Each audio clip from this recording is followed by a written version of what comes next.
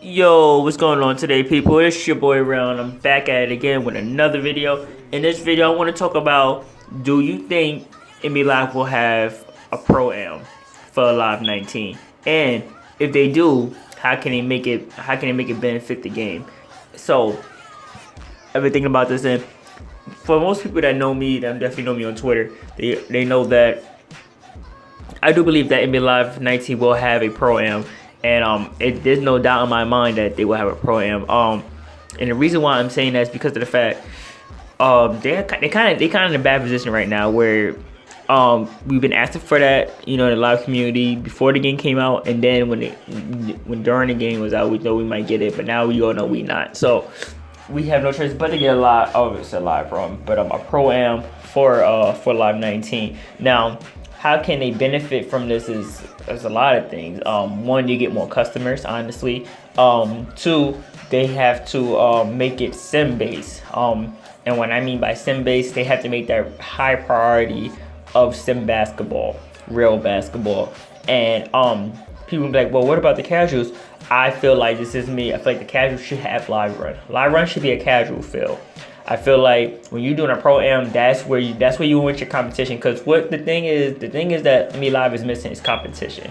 And the competition, like if you play with friends, or if just for some odd reason you play with a bunch of randoms that know what they're doing, and they not cheesing with the steal button and all this, and the pump fakes underneath the basket and stuff like that, then yeah, the game is actually competitive to a standpoint. But the game is only up to 21, so there's only so much competition you could do to a game to 21. But excuse me. But if you have a Pro-Am and you have 4 quarters with 5 minutes, that's 20 minutes at least. And 20 minutes, you could get a good stat line, what's going on, what you're doing, but you get a better feel of the game. You could still slow down the game, because you should have all the rules in the game, which are fouls and things like that. It pretty much is an NBA game just without NBA players. Pretty much that's all this is really. This is what I'm saying. So how they can really benefit is from, like I said, competition, more sales. Your customer count is gonna grow by far. If your gameplay is up to par, like past up to par, and it's actually a very big jump from 18 and 16, then you are going to get customers, and your customers are going to buy this game for $40 or whatever the price might be. Now what things can they put in the Pro-Am that's going to make it really, benefit EA, or what can EA put in the Pro-Am to benefit? First, they need to have custom jerseys. And why I'm saying custom jerseys, because if you have a group of 5, you have your 5 already, or you have your 3. If they keep the 3v3 or whatever, they just say they want to have 3v3 games, and you can still run Pro-Ams like that, then that's cool. But let's just say they have 5v5s. You got your 5. You need to have a jersey that makes y'all different than anybody else. So you able to customize jerseys at this point in time. Now, if you're playing with 5 randoms in a Pro-Am, you're able to just wear your regular clothes. Now, what I want to say is, I do believe that, I would think about this, I think that you should be able to wear your custom jerseys whether you're playing in live run or in Pro-Am or live events. You should be able to equip that whenever. So if, let's say you are playing with randoms, you're able to put on your jersey. You should have a home and away jersey. So if you're home or you're away, you're able to switch onto your jersey or your regular clothes. So if you want to wear your regular clothes in a random Pro-Am, cool. If you want to wear your jersey in a random Pro-Am, cool. It just got to be the right attire. So that's one way I think they can do that. 2, stat lines. Stat lines, oh man, they need to have stats for individual players. And when I say individual players, if you see and you should be able to pull up people's cards and stuff like that. Now I'm gonna jump into that. Stats, you should have a point, a rebound, a block, assist, a steal, and a turnover. And I think they should add one more thing, and I think that one last thing should be a usage rate. Your usage rate is if somebody's have the ball for right amount of time, or they underutilizing the ball, if anything, or if they ball hogging. And the usage rate is in, they should have a color system. You have white, green, and red. Red is pretty much ball hogs. It's just usually when something's in red, that's bad. Green is they right in the middle. They use the usage rate is pretty much average. White is kind of non-existent, or they just don't touch the ball a lot. Now, anybody that's red, you should know like, this guy's probably hogging the ball a lot. He's probably always on the ball and not passing it. That's the reason why I say you should have not usage rate, but a stat line, so you can tell from these things.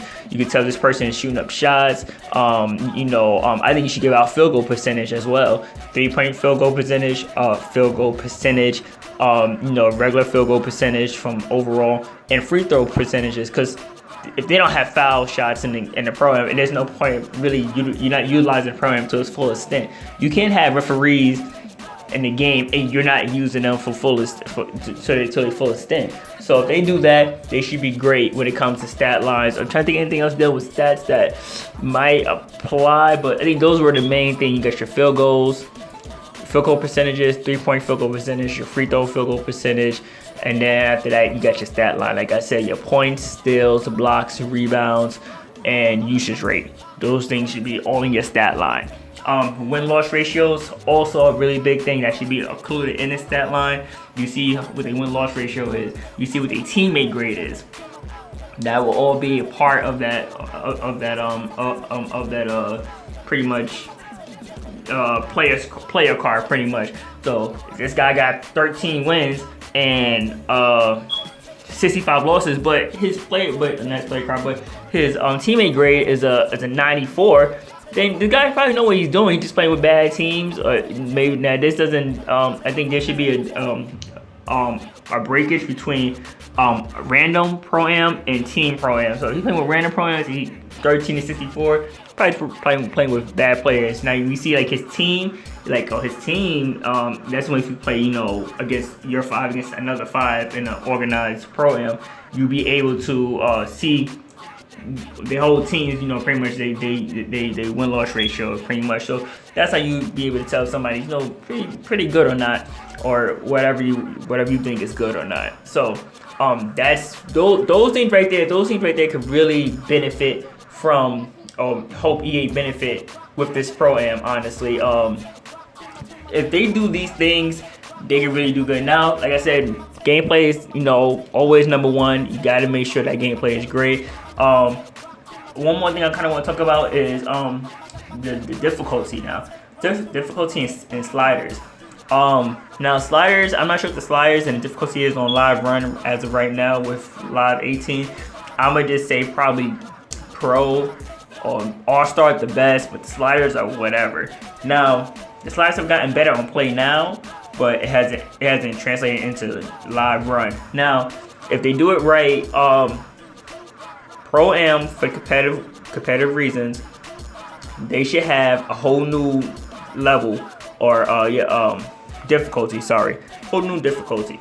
To me, you got Superstar, but I think certain people that really play the game, they probably mastered their shot on Superstar. They playing like the league or whatever, or the one is the one in the league is the same. They probably already mastered that. You should have a whole new game level or difficulty. And that should be. It don't have to be called this, but I would call it All NBA. And All NBA will have very super hard. It's worse than Superstar. So you really gotta know your game. You gotta know how to play the game. Fouls and all that. All that increases. Defensive ability and offensive ability are lowered. So your sliders would drop down. I would drop them down to 20, like to that 20. I think at 20 for the most part. No more than 30. So you can really get an understanding of how good people really are in this game, because a lot of people, they pretty much dictate they play from the actual game itself, because there's a lot of holes and loopholes in the game. But if they fix these loopholes in the game and now it's mainly player based, this is how you kind of weed out from the good people and the bad people and the average people. So hopefully they do that. But these are the things I think that can really help EA with their Pro-Am. If they bring it in for Live 19. If they don't, then this game might be a goodbye. But I believe that they are going to have Pro-Am in Live 19. So let me know what you think, people. Do you think that Live 19 will have a Pro-Am? If you are sure, give me the reasons why you do think so. And if you actually enjoy my content, please like, comment, subscribe, and share. I really do appreciate it a lot. So it's your boy Rel. Once again, I'm out of here. And I hope y'all all have a great one, man. Let's go.